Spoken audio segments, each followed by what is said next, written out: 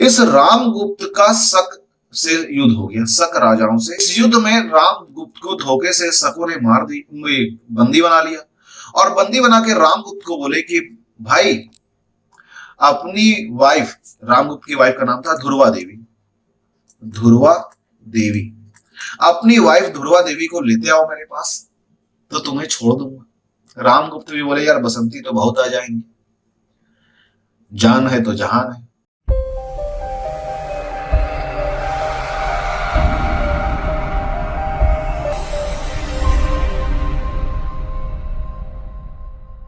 Video की भावनाओं में बहने के पहले अगर आप चैनल पे नए हो तो चैनल को सब्सक्राइब कर लो, वीडियो को लाइक कर दो और शेयर भी कर दो। और इसी के साथ अपने इस वीडियो को स्टार्ट करते हैं। गुप्ता वंश, गुप्ता डायनेस्टी, इसे आज हम लोग जानेंगे, देखेंगे और समझेंगे। तो देखो भाई कौन थे गुप्ता। भारत में अगर मौर्यंस के बाद भारत में कोई अगर पावरफुल रूलर आया तो वो गुप्ता ही थे। कैसे पावरफुल बने, क्या हुआ क्या नहीं, सारी कहानी को हम लोग जानेंगे। तो ये जो गुप्ता थे भाई, ये गुप्ताज अपना एम्पायर मेनली शुरू किए थे बिहार से, लेकिन बिहार से वो फिर आगे बढ़े और उत्तर प्रदेश तक फैले और धीरे धीरे और भी आगे बढ़े। इनका जो सेंटर पॉइंट हुआ गुप्ताओं का वो रहा अपना प्रयागराज, जिसे आज हम लोग इलाहाबाद बोलते हैं। थे तो जाति से वैश्य, और स्टार्टिंग पीरियड में ही गुप्ता सामंत थे। क्या थे? सामंत, या फेडरल बोल लो इंग्लिश में, सामंत, कुषाणों के सामंत थे। कहानी कहां से शुरू हुआ, क्या क्या इसके स्रोत है, थोड़ा बहुत मैं आपको बता देता हूं। इसके स्रोत के बारे में देखें तो वो हम लोग आगे की कहानी में सब पता चलना है कि लिटरली सोर्स इनके बहुत हैं, आर्कियोलॉजिकल सोर्सेस भी हैं, उन सबको कुछ जानेंगे। लेकिन पहले कहानी समझो हुआ कहां से शुरू। कहानी गुप्ताओं का शुरू होता है श्रीगुप्त से, श्रीगुप्त से। ये जो भाई श्रीगुप्त हैं, ये इस वंश के फाउंडर थे, इन्होंने इस वंश को एस्टेब्लिश किया है। ये उपाधि धारण किए थे महाराज का, महाराज। और महाराज जो होता है मेनली उस टाइम पीरियड में, एंशिएंट टाइम पीरियड में सामंतों का उपाधि हुआ करता था। तो ये महाराज का के उपाधि के साथ सत्ता पर आते हैं। इसका मतलब महाराज उपाधि धारण की, इसका मतलब ये सामंत थे। इसके बाद इनके बेटे आते हैं घटोत्कच। वहां तक कुछ खास नहीं हुआ गुप्ताओं में। गुप्ताओं का एक्चुअल जो वास्तविक संस्थापक एक्चुअल फाउंडर कहलाते हैं चंद्रगुप्त फर्स्ट। ये इस वंश के वास्तविक संस्थापक हैं, एक्चुअल फाउंडर हैं, या रियल फाउंडर आप बोल सकते हो। ये चंद्रगुप्त फर्स्ट जो थे, प्रथम जो थे, इनका टाइम पीरियड था 319 से लेकर के 350 ईस्वी यानी एडी। चंद्रगुप्त घटोत्कच के बेटे थे, सबसे शक्तिशाली इस वंश के एक्चुअल वास्तविक संस्थापक। 319 में जब राज्याभिषेक किए, उसी के साथ एक नया संवत, नया कैलेंडर आरंभ किए थे, जिसे हम लोग बोलते हैं गुप्त संवत। गुप्त संवत स्टार्ट हुआ है 319 में। उसी तरीके से एडी में एक शक संवत आपको याद होगा, शक संवत। शक संवत स्टार्ट हुआ था 78 ईस्वी में यानी एडी में। ये व्यक्ति मगध में थे जब ये गद्दी पर बैठे, उस वक्त गुप्ताज मगध तक सिमटे हुए थे। लेकिन ये व्यक्ति चंद्रगुप्त फर्स्ट इसे मगध से फैलाते हुए इलाहाबाद तक पहुंचे, जिसे आज हम लोग प्रयाग राज के नाम से जानते हैं। ये व्यक्ति चंद्रगुप्त जो थे इतने पावरफुल थे, ये पहले व्यक्ति हमें दिखते हैं इस टाइम पीरियड के जो महाराजा धीराज की उपाधि धारण की। क्या? महाराजा धीराज की उपाधि धारण की। कुमार देवी से इनका विवाह हुआ था और विवाह में दहेज के रूप में इन्हें वैशाली मिला। कुमार देवी से जब विवाह किए तो दहेज के रूप में वैशाली प्राप्त किया। और कुमार देवी कौन थी? लिच्छवी राजकुमारी थी, लिच्छवी वंश की राजकुमारी थी। लेकिन सवाल है हम लोग कैसे मान लें कि चंद्रगुप्त मौर्य लिच्छवी राजकुमारी कुमार देवी से विवाह किए थे? तो इसका सबूत हमें मिलता है गोल्ड कॉइन्स से। गोल्ड कॉइन्स के कौन कौन मिले? एक मिला जिसमें सिक्के के एक साइड में चंद्रगुप्त लिखा हुआ, दूसरे साइड में कुमार देवी लिखा हुआ है। फिर कुछ सिक्के मिले जिसमें एक साइड में लिच्छवी लिखा हुआ है, कुछ सिक्के मिले जिसमें एक साइड में राजा लिखा हुआ है, दूसरी साइड में रानी लिखा हुआ है, कुछ सिक्के मिले जिसमें विवाह लिखा हुआ है। इससे हमें पता चलता है कि हाँ भाई ये लिच्छवियों से विवाह किए, लिच्छवियों की राजकुमारी कुमार देवी से विवाह किए और अपने पावर को बढ़ाएं। चंद्रगुप्त का जब मृत्यु हुआ तो वहीं पर आ जाते हैं समुद्रगुप्त। समुद्रगुप्त और समुद्रगुप्त का अगर हम लोग बात करें तो 350 से लेकर के 375 एडी इनका टाइम रहा है। समुद्रगुप्त को भारत का नेपोलियन कहा जाता है। विंसेंट स्मिथ एक हिस्टोरियन रहे, उन्होंने इसे भारत का नेपोलियन कहा। क्यों? क्योंकि नेपोलियन हर जगह जीतते गए थे, उस तरह से ये भी हर जगह जीतते गए। जब ये गद्दी पर बैठे बोले कि भारत में हर जगह अगर फैलना है तो इंडिया को ये दो भाग में बांटे, नॉर्थ इंडिया और साउथ इंडिया। नॉर्थ इंडिया को इन्होंने नाम दिया आर्यावर्त, आर्यावर्त। साउथ इंडिया को इन्होंने नाम दिया दक्षिणावर्त, वर्त। इस तरह से दो नाम दे दिए। इनके बारे में भाई हमें जानकारी मिलता है बहुत सारी चीजों से। प्रयाग जो है इलाहाबाद, वहां पर एक प्रयाग प्रशस्ति का पिलर है, स्तंभ लेख है, उससे पता चलता है। इस स्तंभ में सबको अशोक ने स्टेब्लिश करवाया था। पहले अशोक ने लिखवाया क्योंकि वो स्टेब्लिश करवाए थे। फिर इसी स्तंभ पर समुद्रगुप्त ने भी लिखवाया अपने बारे में। फिर इसी स्तंभ पर अकबर ने भी अपने बारे में लिखवाया। फिर बीरबल ने भी लिखवाया और लास्टली जहांगीर ने भी इस पिलर पर लिखवाया। इसलिए काफी इंपॉर्टेंट है ये पिलर।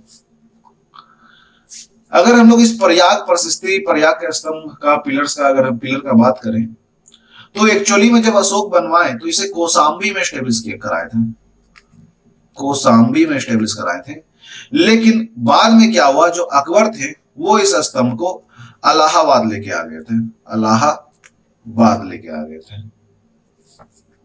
उसके अलावा बहुत सारे सिक्के हैं जिनसे इनके बारे में पता चलता है कि पता ये चलता है कि समुद्रगुप्त जो थे बहुत अच्छे योद्धा थे, बहुत अच्छे वॉरियर थे। ये सबसे पहले तो नॉर्थ इंडिया को जीते।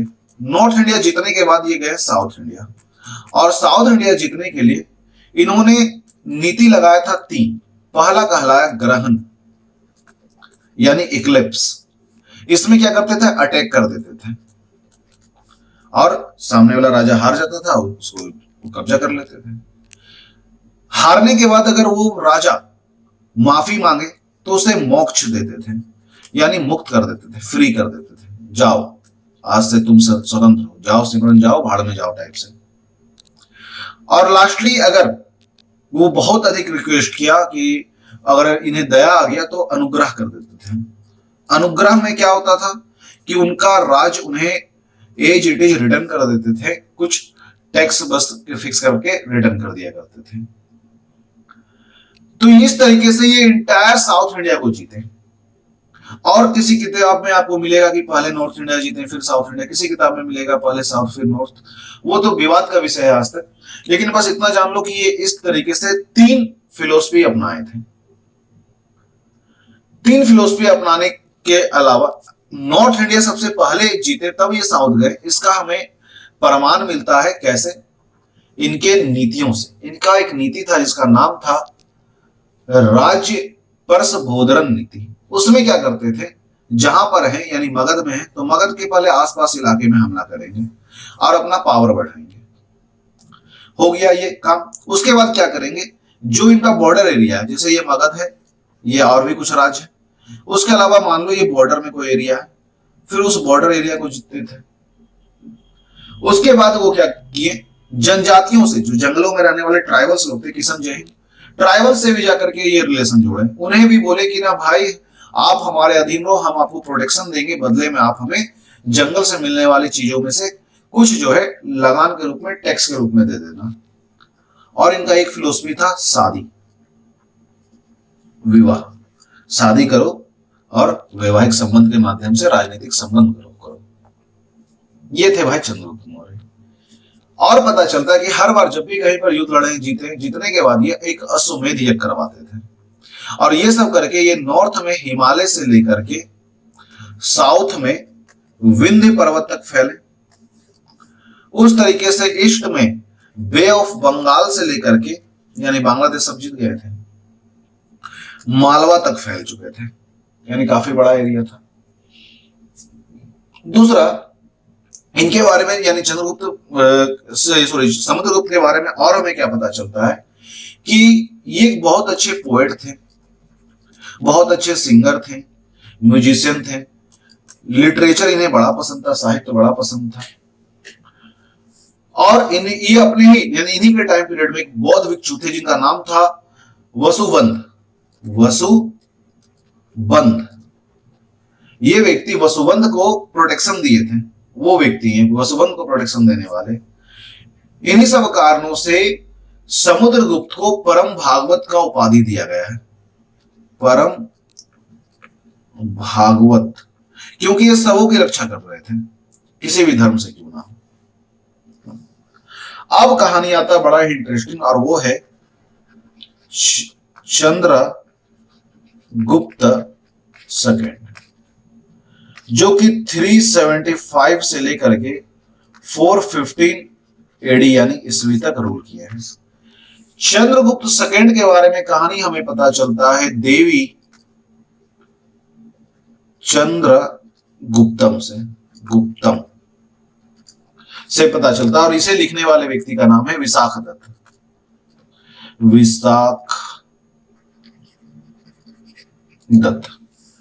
ये इस किताब से पता चलता है कि जो कहानी पता चलता है, पूरी कहानी में बता रहा हूं, सुनो कहानी क्या पता चलता है कि समुद्रगुप्त जो थे, समुद्रगुप्त का विवाह हुआ था दत्ता देवी से, और इन दोनों से 2 संतान हुए।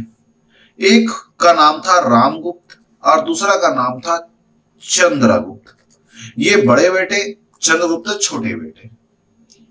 हुआ क्या कहानी में जो ट्विस्ट आता वो क्या है, इस रामगुप्त का शक से युद्ध हो गया, शक राजाओं से। इस युद्ध में रामगुप्त को धोखे से शकों ने मार दी, बंदी बना लिया, और बंदी बना के रामगुप्त को बोले कि भाई अपनी वाइफ, रामगुप्त की वाइफ का नाम था ध्रुवा देवी, अपनी वाइफ ध्रुवा देवी को लेते आओ मेरे पास तो तुम्हें छोड़ दूंगा।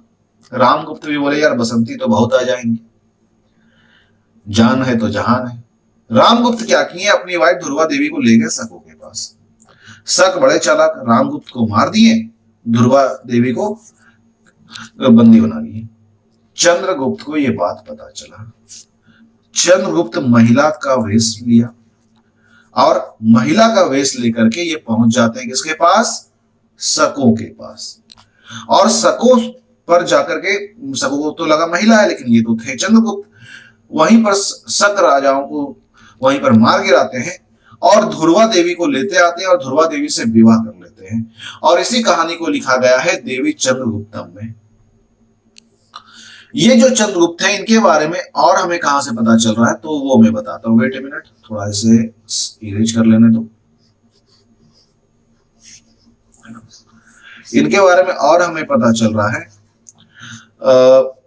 जस्ट ए मिनट, हाँ देखिए चंद्रगुप्त के बारे में और पता चलता है कि इनके बारे में कुतुब मीनार, अगर आप जाओगे कुतुब मीनार जाओगे तो वहां पर एक लौह स्तंभ है, आयरन पिलर, जिसे बोलते हैं मेहरौली का आयरन पिलर। वहां पर उस आयरन पिलर में चंद्र नाम से एक राजा का जिक्र है, और इसका रिलेशन जोड़ा गया है चंद्रगुप्त द्वितीय से, क्योंकि ये आयरन पिलर इसी टाइम पीरियड का है। इसके अलावा मथुरा में भी एक हमें पिलर मिलता है, मथुरा, वहां पर भी चंद्र नाम से एक राजा का जिक्र किया हुआ दिखता है हमें। चंद्रगुप्त और क्या किए, तो भाई जब चंद्रगुप्त गद्दी पर आए, चलो वो ध्रुवा देवी से तो विवाह हुआ था, लेकिन उसके बाद प्रॉपर विवाह भी किया और उस माध्यम से साम्राज्य भी विस्तार किए। तो चंद्रगुप्त का विवाह हुआ किससे, कुबेर नागा से। कुबेर नागा नाम की महिला थी जो कि नागवंश से थी। कुबेर नागा से विवाह करने पर इनकी एक पुत्री होती है जिनका नाम था प्रभावती, और इस प्रभावती का विवाह ये सभी करवा देते हैं रुद्रसेन से। रुद्रसेन सेकंड, जो कि वाकाटक वंश के थे। इस वजह से इनका वाकाटक वंश से रिलेशन जुड़ गया और राजधानी पाटलिपुत्र के साथ साथ उज्जैन को भी बना दिए। दूसरा, कुबेर नागा से विवाह करने पर इन्हें एक पुत्र भी हुआ था। पुत्र का नाम रखे ये कुमारगुप्त, कुमारगुप्त। और कुमारगुप्त का विवाह करवाए थे काकुत्स वर्मन की बेटी से, और इस वजह से काकुत्स जो वर्मन वंश था उनके साथ भी रिलेशन जुड़ा। दूसरा देखो, ये जो शक थे, सॉरी ये जो चंद्रगुप्त थे, इनका शकु के साथ तो पुराना दुश्मनी, भाई को मार दिए, भाभी को इनके डाल दिए थे बंदी बनाकर जेल में, तो पुराना दुश्मनी था। तो चंद्रगुप्त बोले दुश्मनी को हम खत्म करेंगे। ये क्या किए, जो आखिरी शक रूलर थे रुद्र सिंह थर्ड, रुद्र सिंह थर्ड को मार करके चंद्रगुप्त सेकंड विक्रमादित्य का उपाधि धारण किए, द्वितीय। और इसी कारण से ये विक्रम कहलाए, राजा विक्रम, इन्हीं को कहा जाता है विक्रमादित्य, इन्हीं को कहा जाता है। और विक्रमादित्य मतलब होता है शौर्य, पराक्रम, है ना।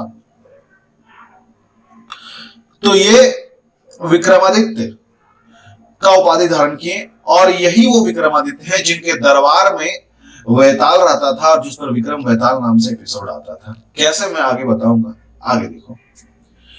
इनके बारे में हमें और कहां से पता चल रहा है, तो इनके टाइम में बहुत सारे सिल्वर कॉइन्स जारी किया गया, और उस सिल्वर कॉइन्स में पता चला कि ये रुद्र सिंह को हराए थे। ये जो चंद्रगुप्त सेकंड है, जो कि विक्रमादित्य के नाम से जाना जा रहे हैं, ये देवगुप्त, विक्रमादित्य, परम भागवत, विक्राम, ऐसे बहुत सारे नाम से जाने जाते हैं। इनके दरबार में भारत ने पहली बार नवरत्नों को देखा है। नवरत्न, नवरत्न का जो कॉन्सेप्ट है, फिलोसफी है, विक्रमादित्य ही लेके आए थे, जिनमें थे कालिदास। तो उन सभी नवरत्न का मैं नाम लिखते जा रहा हूं। दूसरे थे धन्वंतरी, वंतरी। तीसरे थे छपनक, छपनक। देन आफ्टर थे अमर सिंह। उसके बाद थे शंकु। देन आफ्टर वेताल भट्ट, वेताल भट्ट, वही विक्रम वेताल वाला वेताल भट्ट। Then after Ghatakarpara, Ghatakarpara. उसके बाद थे वारामिहिर, वरहा मिहिर। और लास्टली वररुचि, वररुचि।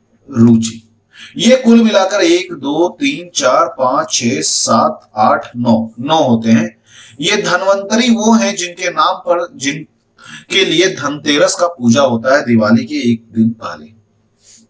वेताल भट्ट एक म्यूजिशियन थे, इन्हीं के साथ कहानी जोड़कर बनाया गया एक कहानी है विक्रम वेताल। कितना सच कितना फसाना वो तो भगवान जाने, लेकिन कहानी यहीं से पता चलता है। चंद्रगुप्त मौर्य के टाइम पीरियड में ही पाटलिपुत्र का नाम एज एजुकेशनल प्लेस के तौर पर उभरा। पाटलिपुत्र और उज्जैन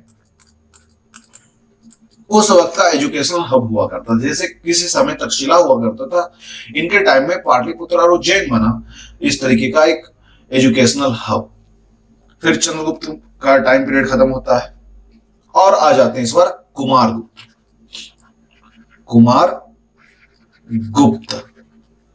कुमारगुप्त फर्स्ट या महेंद्रादित्य के नाम से भी ये जाने जाते हैं। ये जो थे इस वंश के वो रूलर थे जो अपने सिक्कों पर मयूर लिखवाना शुरू किए। मयूर लिखवाना शुरू किए, क्यों? पसंद होगा इसलिए। जबकि इनके पहले के रूलर अपने सिक्कों पर गरुड़ बनवाते थे, गरुड़ पक्षी, और इसके बजाय ये मयूर यानी मोर को बनवाए। और सिक्के के दूसरे साइड में भगवान कार्तिक का आकृति बनवाते थे। इनके सिक्कों से ही पता चल रहा है कि ये भी अश्वमेध यज्ञ किए थे, और अश्वमेध यज्ञ करने के साथ ये नाम अपना रख लिए महेंद्र अश्वमेध, महेंद्र अश्वमेध, श्री महेंद्र, महेंद्रादित्य, इस टाइप के। इन्हीं के टाइम पीरियड में हम लोग देखते हैं कि ये जो महेंद्रादित्य या कुमारगुप्त हैं, इन्हीं के टाइम पीरियड में, कुमारगुप्त फर्स्ट के टाइम पीरियड में ही नालंदा यूनिवर्सिटी का एस्टेब्लिशमेंट हुआ और ये Nalanda university Oxford of Mahayana कहलाता। महायान, महायान बौद्ध धर्म का एक संप्रदाय है, महायान हीनयान, तो कह सकते हो बौद्ध धर्म का ये एक ऑक्सफोर्ड यूनिवर्सिटी कहलाया, जिसे बाद में बहुत सारों ने तबाह किया, अलग बात है। इनके बाद इनके बेटे आए, कुमार गुप्त के उत्तराधिकारी स्कंद गुप्त, स्कंद गुप्ता फर्स्ट 455 से 467 एडी तक ये रूल किए हैं। स्कंद गुप्त जो थे, इनके टाइम में इनके अभिलेखों से पता चलता है कि हून जाति के लोगों ने इन पर अटैक किया था।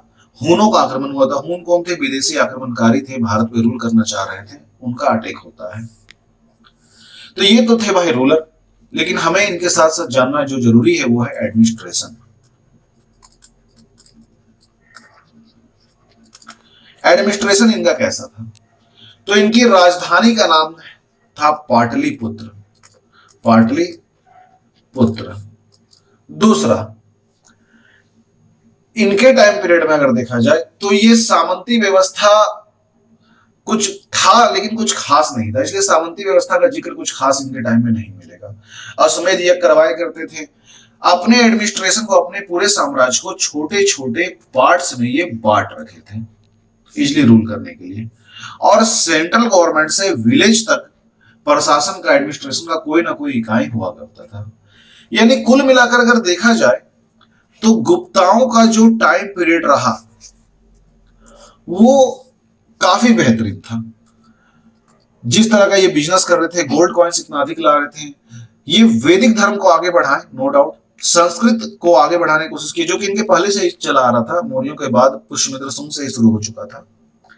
लेकिन इन गुप्ताओं ने उन सभी चीजों में, चूंकि इनके पास पैसा था, तो आर्ट एंड कल्चर को डेवलप करना शुरू किए, आर्ट एंड कल्चर को डेवलप करना शुरू किए।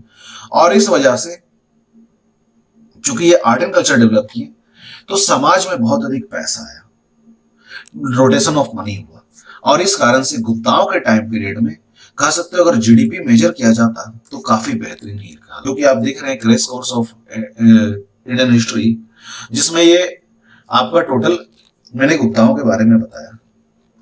तो आई थिंक सबों का क्लियर हो गया होगा। इसी के साथ हम लोग इस लेसन को एंड करेंगे।